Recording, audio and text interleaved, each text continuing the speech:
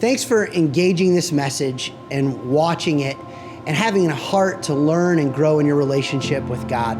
But before the message gets started, I want to lay in front of you a couple convictions that are on my heart.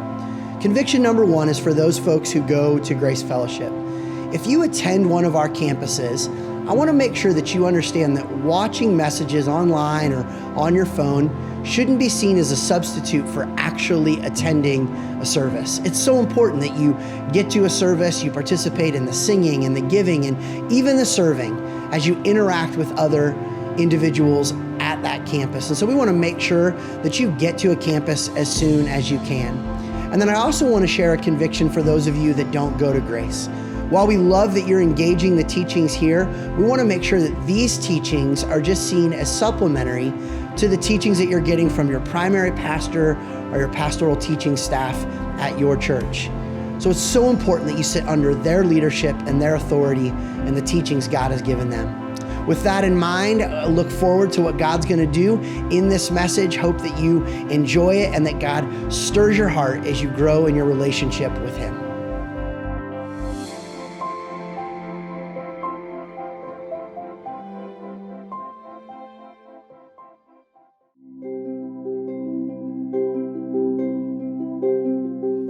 How am I doing? Well, they told me to buy the house, get the car. I did. I got married, built a family. I'm winning at work. I've got friendships, a full calendar.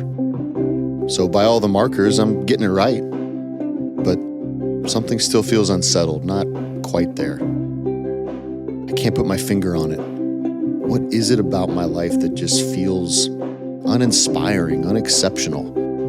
Not bad, just okay. So how am I doing?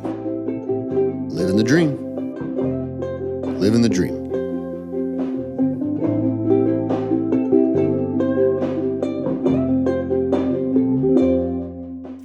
Well, welcome to Grace. We are glad that you're here. My name is Tim. I'm one of the pastors here. And across all of our campuses, as we begin this service, I just want to ask you a question. How many of you, by show of hands, would say that at some point in time, when somebody asks you the question like, how you're doing, how's life, how are things going, you've some way uttered this phrase, living the dream? Let me see a show of hands. How many? Yeah, a bunch of us. And we're in week 3 of this series called Living the Dream. And here's what I know. When you said that phrase, you fell into one of two camps. You either fell on the side of like, life is incredible, I'm living the dream, right? Or you fell on the other side and you're like, yeah, I'm living the dream, right? Whichever side that you landed on when you said it, or whatever it is when you've heard it said to you, what's true is this idea of living the dream carries with it these hopes, these goals, some standard that's out there that our culture and society has placed on us that if we're getting it right, if we're headed there, we're living the dream. And yet, what we've said in this series so far, and is true as we pursue living the dream for many of us, is this. I still have angst in my soul, even though I am living the dream.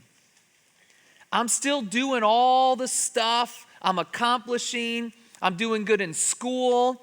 I'm doing well in my job, in my career, all that stuff. But there's still this angst in my soul, even though I'm living the dream. When my wife and I had been married about 6 or 7 years, we started to have the conversation about having kids, and it was about that time. And we wanted to get a house, right? Because that's what you're supposed to do. You got to get the house. And the truth is, at that point in time, I was a youth pastor and didn't have much of an income. My wife and I's income combined wasn't great. So we weren't going to be able to get the house we ultimately wanted to get. So we decided to go old school Chip and Joanna Gaines style and start flipping some houses, okay? So we moved into these pretty nasty houses, lived out of boxes, would do all the work to fix them up and all of that. And after a few months, we'd turn around, sell the house, make a little bit of money, roll it over, and just do it again. And so that's the way that we lived. My wife's now pregnant. We've got a newborn. Like, we're living this way. We're figuring this out. I'm working a full-time job, pulling all-nighters to get these houses fixed up so that we could sell them because, dang it, we are going to live the dream, right? And I was stressed out, and we were stressed out. We're trying to figure it all out. And if you would have asked me at that point in time, if you would have said, hey, Tim, how's things going? How's life? How you doing? I would have looked back at you, and I would have said something like this. Life is good. I mean, life's good. It's fine. It's good. But I am so busy. And I'm pretty sure that's the way it's supposed to be. Like, life's good. Life's fine. But I am so busy. And I'm pretty sure if I'm going to live the dream, if it's going to go that way, I'm just going to be insanely busy. Because you think about it, we have the opportunity to experience so much in our world, so much in our culture, and so much of it is good things. You think about in our society as a kid, you get to go to school, which is awesome. So you go to school, and then once you get to school, you get to make some friends. And so you make a few friends, which is great, and then they give you homework. So you got to start doing that homework, and they give you more homework. And then, because you did good on your homework, your GPA went up, so then you got to take honors classes, which is great. So you took some honors classes, but in order to keep up with that, you got to get an online tutor. So you do that, which allows you to take even more honors classes, which is awesome, because then you get even more advanced in your school career. But you don't want to just be a school nerd. You want to also play some sports. So you start playing sports, which is awesome, even though you want to be well-rounded. So you want to take some like a dance class here or there, or maybe like some music lessons to ensure that you're a well-rounded person. Then you realize, you know what, I might actually be good enough to play varsity sports in high school. And so you're going to play varsity sports, but that requires you to get a personal trainer so that you can keep up, so that ultimately you can get the scholarship so that you can go to the college that you want. And when you get to college, you get to choose a major, which is awesome. They let you actually choose a major, and you don't even have to just have one. You can actually double major, which is even better. So you double major, and then you start to meet more friends, which is great. You join the like fraternity or sorority, and you meet more and more friends until ultimately, like, you meet the one. Oh, you meet the one. And that is the day. And you meet that one, which is great, but then they want to go on dates, so you start going on dates, and then there's more dates. And then you got to take 3 personality assessments online to ensure that you're compatible. And so you do those. And then you plan the engagement of the century, which is awesome, in order to plan an Instagram-worthy wedding. And once you get married, you got to have the kid, right? Let's have another kid. One more, why not? All right, so you got some kids, you got that rolling, but those kids are expensive, so you got to start doing overtime at work or start a side hustle so that you can make enough money to pay for the kids, right? So that's all going on in life. And then you realize there's such incredible opportunity for hobbies out there. Like, you can join a CrossFit gym or like the running club, and you can do all kinds of stuff that's hobby oriented. Those make you pretty tired, so when you get home, you start to get some different entertainment options. And what's awesome, there's so many options for entertainment these days, right? There's a Netflix series and another Netflix series and another Netflix series, and you can watch every NFL game on TV every single weekend now, which is incredible to help you with your fantasy football league that you have with your friends, and then the one that you're in with your family, and the one that you're in with work, and that fantasy football league, which is awesome. And then you start looking around your house and you're like, we need to do some remodeling on the house. And in order to up the resale value, we got to redo the kitchen, which is great, but then the living room starts to look outdated. So you got to update that as well. You got to keep up with the mulch outside and the flowers in the front yard, right? So you're doing all of that. And then life continues going, and then you realize, you know what? I'm going to start going to church. So then you go to church, and then they want you to volunteer at church, and you're like, fine, I guess I'll volunteer at church.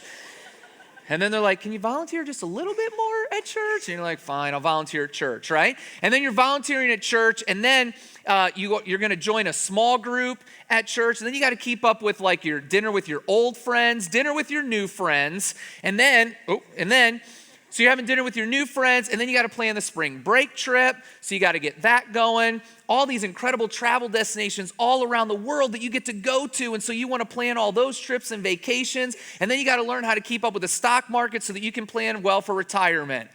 Whew! We are living the dream, folks. I wonder if often for you, what's true for you and what's often true for me, in those quiet moments, which there aren't very many of, in those quiet moments, the question that we ask and the angst in our soul is, what if we're so busy, like we're just missing the point? What if we've become so busy with activity, even good activity, that we're missing the point? I wonder even if we know what the point is anymore, what the target even is. Now, whether you're a follower of Jesus Christ or not, you know that you live with this angst in your soul, with so much busyness and so much activity, and saying, is this really the point? Is this the dream I'm longing to live? And so we're going to take a look at a passage in the Bible that speaks directly to this for us. And it's going to surprise you even maybe a little bit of what God has to say about this. But I think it's going to be encouraging for all of us, whether you're a follower of Jesus Christ or not. So go ahead and take your Bible and open up to Luke chapter 10. Luke chapter 10. If you don't have a Bible, we would love to give you a Bible for free at any of our campuses. Stop by Grace Central, and we'll give you a Bible for free before you leave. And here's what you need to know as you open up to Luke chapter 10. Jesus is at the height of his public ministry. Like, things are rocking right now. The disciples are actually like getting a few things together, doing some stuff. Things are happening. Everywhere Jesus goes, crowds of people are following him. The religious leaders are starting to get a little frustrated and just, kind of mad at him. So that's kind of starting to swell a little bit. And all of this is going on. And Jesus is just right in the middle of all of it as we find this in Luke chapter 10. And we're going to start in verse 38 at a story, an account of Jesus' life that if you've grown up in church, you're very familiar with. You've heard about this. But I'm telling you, if you'll lean into this, as we talk about it in this specific area of our life, I think it could really encourage you and challenge you in some key ways that we all need to be this weekend, all right? Luke chapter 10, verse number 38 says, as Jesus and his disciples were on their way, he came to a village where a woman named Martha opened her home to him.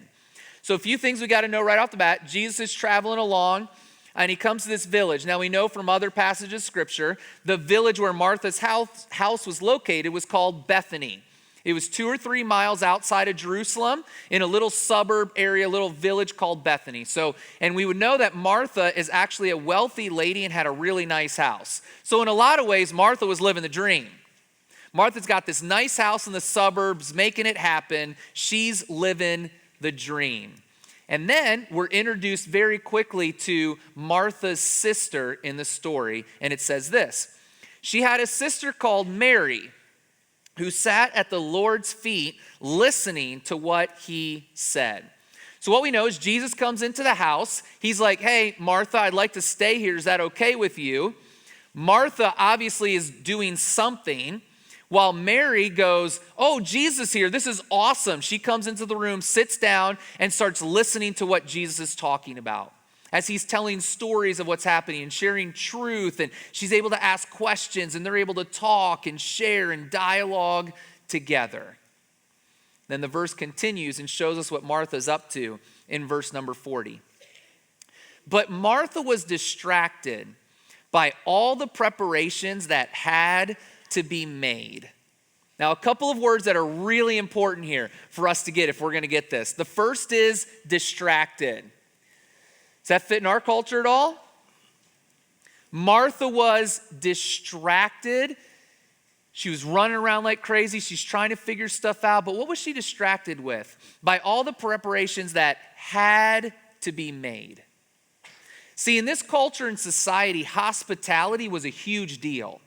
Like, it wasn't like someone came into your house in first century Jewish culture and you were like, hey, the fridge is over there. If you want something, go get it. Like, hospitality was a big deal.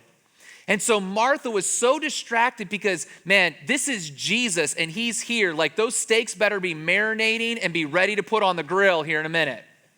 And somebody better go pick up the towels in the guest bathroom that Mary's left around because Jesus is here. That thing better be clean. We need to be ready to go because we're going to show incredible hospitality. And it allowed her to be distracted. So she gets to start to get pretty frustrated with this. And look at what she does.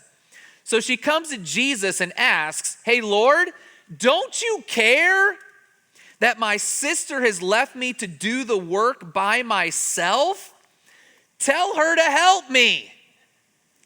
Don't you love this? Can't you see it? Martha finally busts into the room, sweat coming down, like she's frustrated. And she's like, hey, Jesus, tell my sister to get off her rear end and quit hearing your stories and talking to you and have her come help me get ready with all the things that have to be done in order to make this thing great for you. Let's go. I think it's interesting, even in our own lives, how when we fill our schedule with so much activity, and it could be good stuff, and we're on the verge of being burned out and we're stressed out and there's all this activity and busyness, and we start to get to the end of our rope, and often we'll turn to God in those moments and say, God, don't you care? Like, don't you care that I'm so stressed out? Don't you care that I'm filled with anxiety and worry? Like, don't you care? I'm trying to do all the stuff that has to be done. And Jesus would look at us in those moments in the same way as he looked back at Martha in verse 41, and he said, in a loving way, Martha, Martha, the Lord answered, you are worried and upset about many things. Again, could you just transcribe this into our culture where we are worried and upset about so many things? When you think about the pace and activity and busyness and things in our culture and opportunity, is it any wonder that anxiety in our culture is through the roof? In fact, according to a really big study that was done in 2018, anxiety disorder is now the #1 mental illness in America. Right at 40 million adults struggle with anxiety. That's nearly 1 out of every 5 adults in America. Another recent study on anxiety that covered 150,000 adults across 26 different countries concluded this: this disorder is especially common and impairing in high-income countries.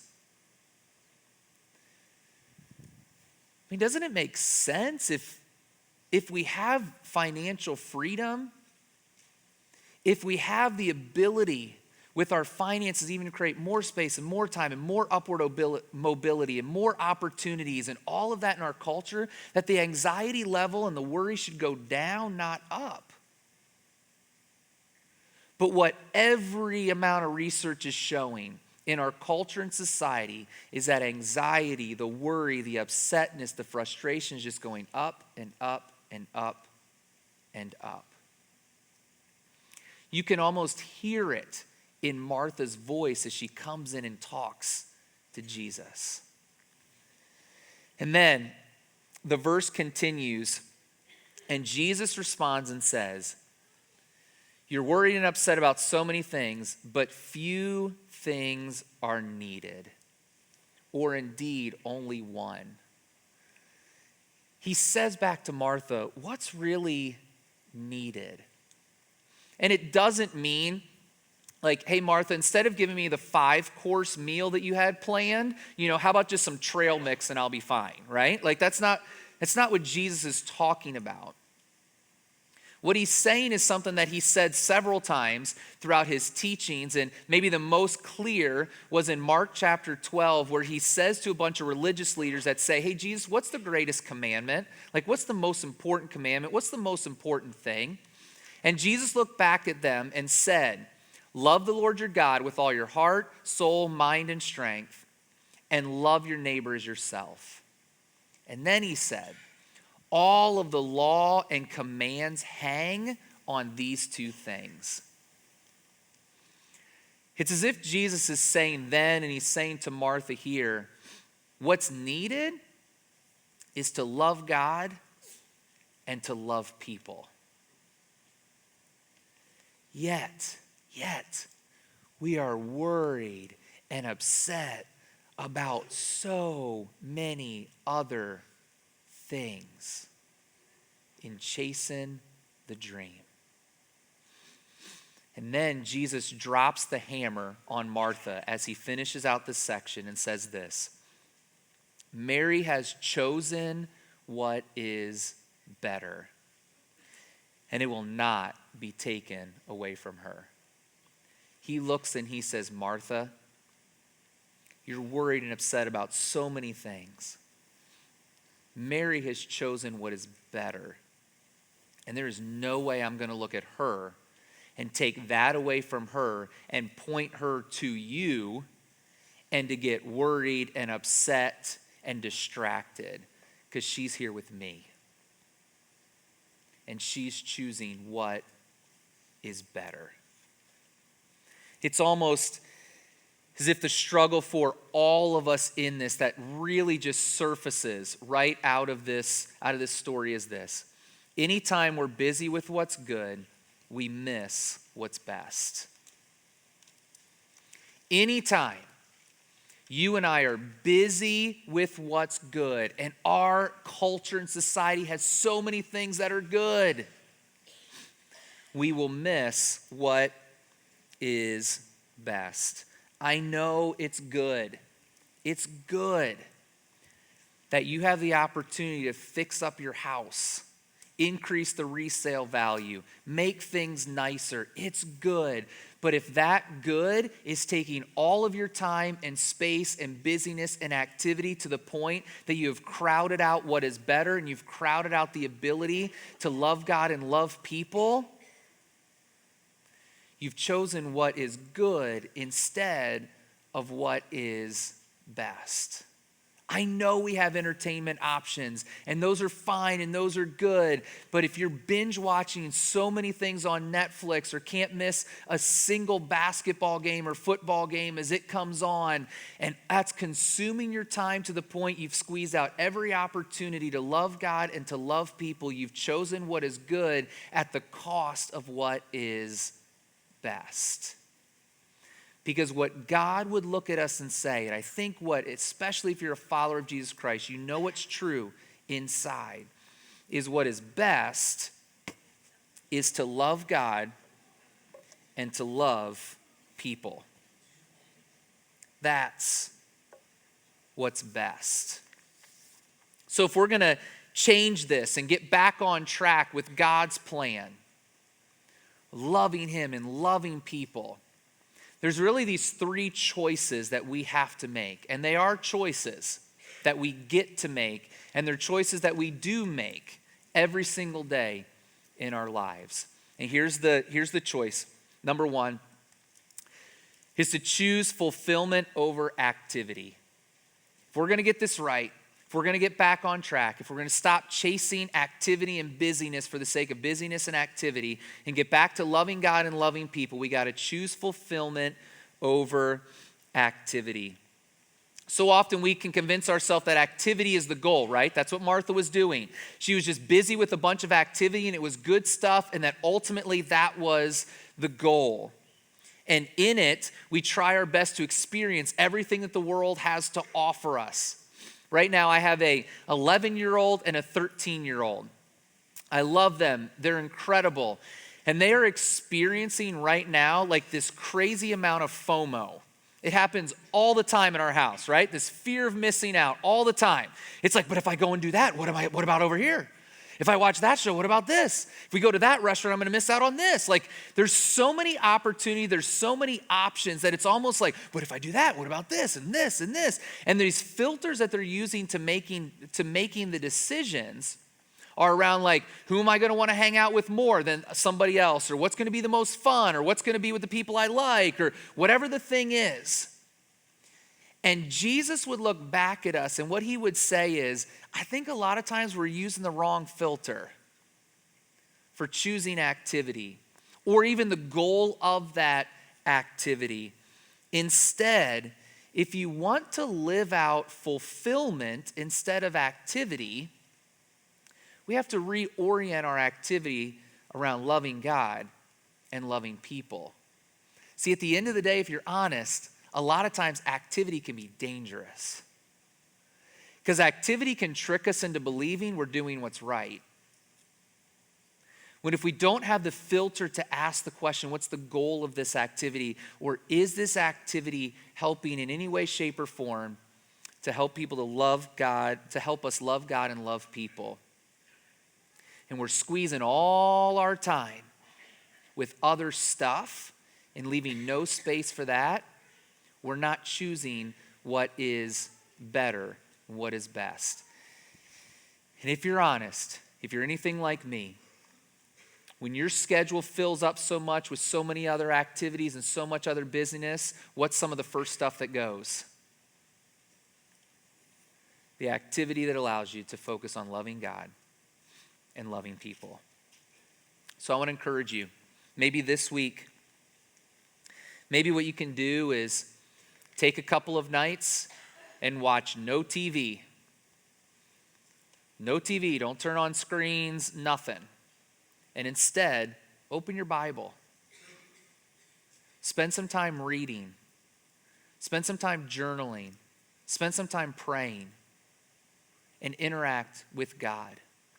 Maybe this week, instead of taking another 2 hours just to scroll through social media, maybe you put that down and instead you walk next door to the neighbor who's far from God and you take those couple of hours and you invest in them because they're struggling and they're hurting. Or that friend of yours that's struggling or hurting. And you actually choose to love, you choose activity that is fulfilling, that's loving God and loving people instead of just activity. We're spending an insane amount of time on activity that at the end of the day creates fatigue and not fulfillment. And we're busy with what's good when we should be focused on what's best. The second choice that we got to make is we got to choose loving people over impressing people. Choose loving people over impressing people. Remember, Martha was an impressive woman. She had the nice house in the suburbs. People came to visit her. She had it all set up. She was going to have like steaks on the grill and creme brulee for dessert with Jesus. Like she was going to have her house all clean. Like you were going to be able to see the vacuum lines in her carpet. It was going to be so clean, right? For Jesus, all that stuff. And she was going to be impressive. And yet in all of that activity, she missed spending time with Jesus. She actually missed listening to him. She missed interacting with him. She missed loving him. She missed being with him. She missed hearing how God was working. She missed it. But man, she was going to be impressive. I think all of us in our lives have at least one person that I like to call the one-up Willie in our life, which is every single time you say something about, they ask, hey, what have you been up to lately or whatever, and you tell them, and they always got like some other thing that's more impressive than what you did, right? They're always going to one-up you. So they say, hey, what have you guys been up to? And you're like, oh, actually, we were able to go on a ski trip to Colorado, and it was really fun. And they're like, Oh, so you probably stayed at one of those touristy resorts there in Colorado. When I went to Colorado, I jumped out of a helicopter right on the top of the mountain to ski. Like, that's what I did, And you're like, really, did you? I'm not sure you did, but either way. And it's just all about impressing people. And you hear that, and maybe we're not one-up willies like in our life, but think about how much time we spend with activity and busyness simply to impress people. And now I want to challenge you with what I was challenged with myself putting this together. Juxtapose that against what's in your calendar and in your schedule on a consistent basis that is designed to love people, that is designed to be there for people, that is designed to listen to people, that is designed to care about people. See, impressing people is quick and it's easy. And loving people takes time. And loving people is hard. So you know what? Let's just settle for impressing them and move on. If we do that, we may even be able to impress people to the point that we get to live the dream more. And in the process, we totally miss truly loving people. And if we miss that, we miss what's best for the sake of simply what's good. So the choice we have to make if we're going to do this is we got to choose loving people over impressing them. And if we do this one, we actually have the ability to make the third choice that we see in this passage, which is this: to choose peace over worry. Choose peace over worry. Now, none of us, not a single one of us in this room, if I were to ask you, all right, how many of you would rather choose, you get a choice, peace or worry? None of you are going, you know what? Sign me up for some more worry. Yes, please. Keep bringing me some worry. None of us are doing that. In fact, Martha wouldn't have chosen that either if you would have asked her. And yet in that moment, what she chose was the distraction in the activity that led to more worry and frustration and being upset rather than more peace. And we do the same thing in the way we orient our lives so often. This past fall, with kind of the encouragement of a few friends, I took up and started bow hunting for deer, okay? Which, if you know what that means is you go and you sit in a tree stand in the cold, in like the woods for hours on end, and you have to be perfectly quiet and perfectly still, right? Sounds amazing, right? All you signing up for that. Here's what I can tell you. As I started doing that, I had prayer times with God in those few hours of quietness in nature that I hadn't had with God in a really long time. I had clarity of thought and conversation with God that I hadn't had in a really long time, because everything else stopped. It was peaceful. In fact, I remember one day in particular, I was sitting there. It actually started to lightly snow. It's quiet. There's a little squirrel running around, a couple little birds flying around. And I literally, as I was having a conversation with God, felt this overwhelming sense of peace. Just being there in nature and being with God. Now, maybe sitting in the cold in a tree stand in the woods, like that's not your thing, right? Maybe that's not going to bring you a sense of peace. So I would ask you the question, what is it? What is it that brings you peace and gets you close to God? And then I would ask you this question, how come that's not on your calendar more? And you know what you will look back and tell me? It's because you're too busy. Busy doing what? Busy chasing what? Busy striving after what? That you have crowded out everything or most things that bring you peace and that get you back to truly loving God and loving people. And instead, filled our calendars with things that make us more busy and more activity and bring us more worry. I think if you're honest, that's not the dream that any of us signed up for. And if we go all the way back to our example, Jesus, and as followers of Jesus Christ, that's who we need to be looking to. What we find is as Jesus walked this earth and as we read about his life in the Bible, what we find is he always had time for people. He was never in a rush with people. He was never like, hey guys, sorry, I got a miracle to go do. Love to talk. Sorry you're struggling, I'm out. He spent time with people. He consistently took time alone, where he spent time in prayer. He spent time with the Father. He spent his time alone.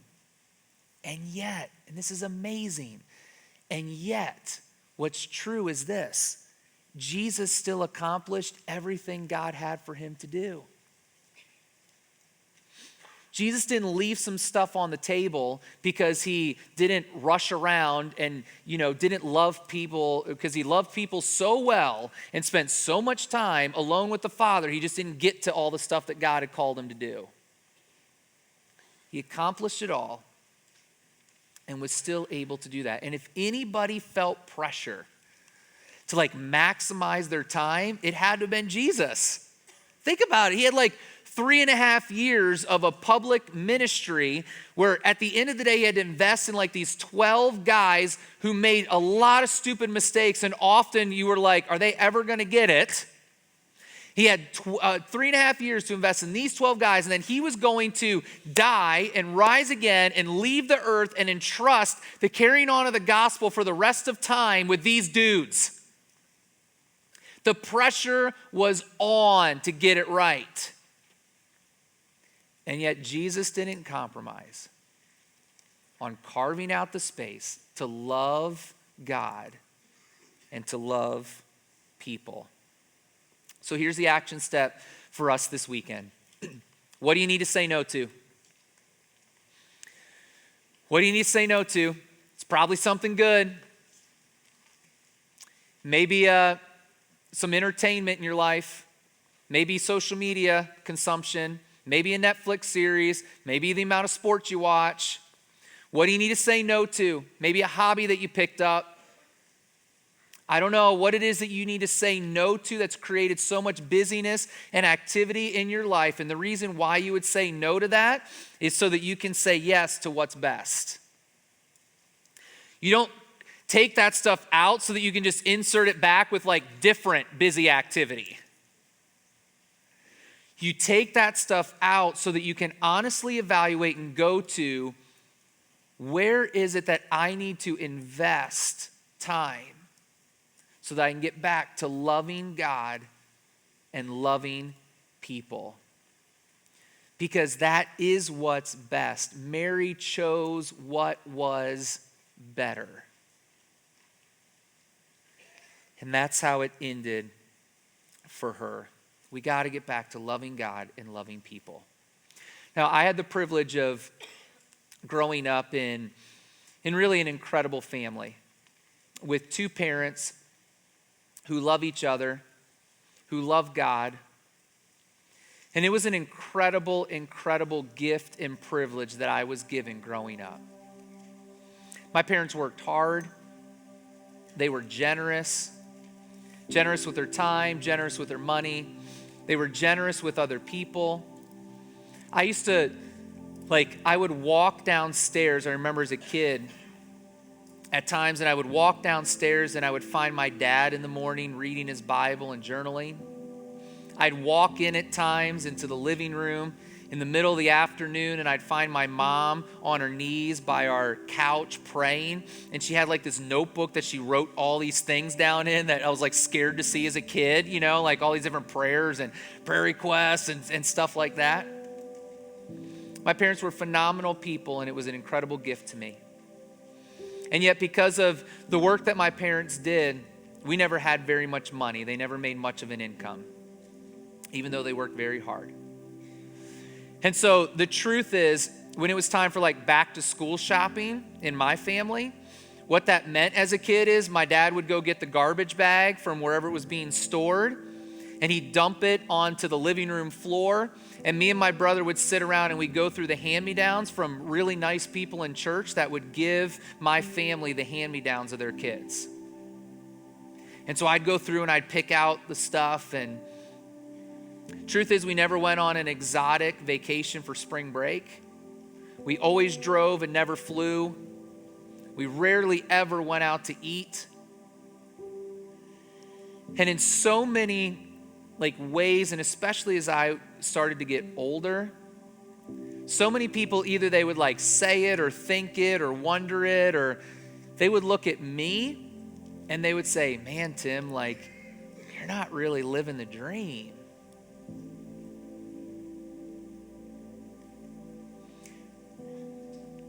And yet I would look back at you and I would say, I lived the dream.